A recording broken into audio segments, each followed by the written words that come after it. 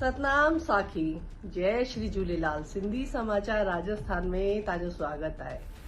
अज पाण ॻाल्हि कंदासीं राखी जे त्योहार जे बारे में कि राखी जे त्योहार जे पुठियां छा इतिहास रहियल आहे, कहिड़ी पौराणिक कथाऊं आहिनि, कहिड़ी वजह सां ही हेॾो रिश्तो भाउ भेण जो हेॾो पवित्र रिश्तो जेको राखी कहलाईंदो आहे।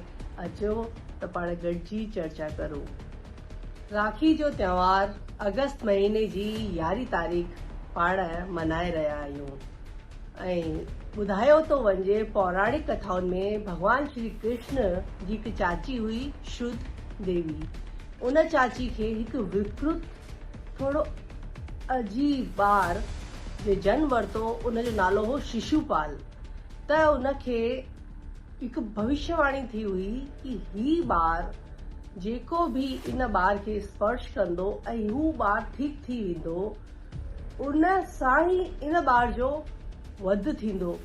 इहा आकाशवाणी शुद्ध देवी श्री कृष्ण भगवान जी चाची आकाशवाणी ॿुधी हुई कि मुंहिंजो पुटु ही ॼमियो त आहे अहिड़ो, पर ही अगरि जेको हिनखे स्पर्श कंदो ऐं उहो ई हिनखे इन जी जान जी जोखिम बि उनखां ई रहंदो, ही छा ॻाल्हि आहे।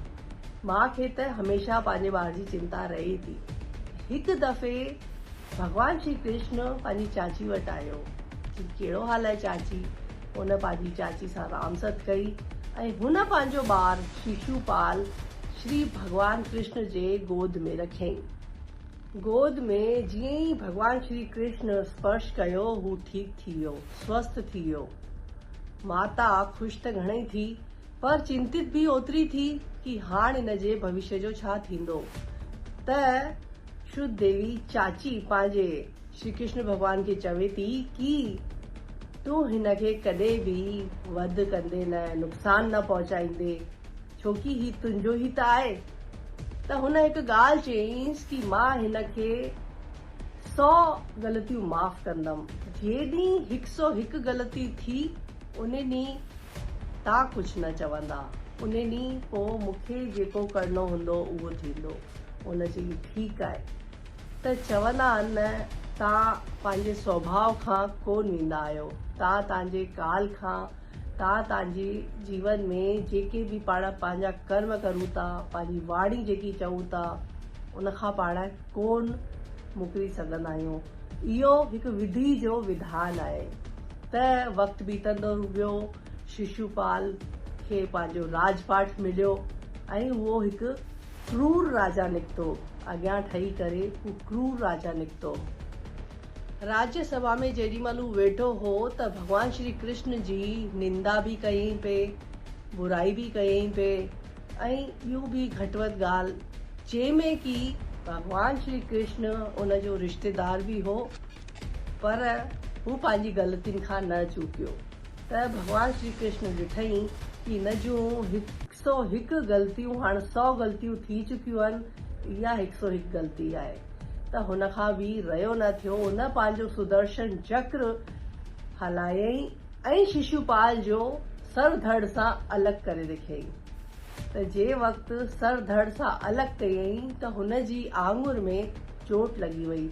माण्हू हिते हुते भॼण लॻा कि भगवान श्री कृष्ण खे लॻी वियो आहे, पर हुते माता द्रौपदी बीठी हुई। उन फटाफट पंहिंजी साड़ी जो पलान फाड़े भगवान श्री कृष्ण खे आङुर ते ॿधियईं।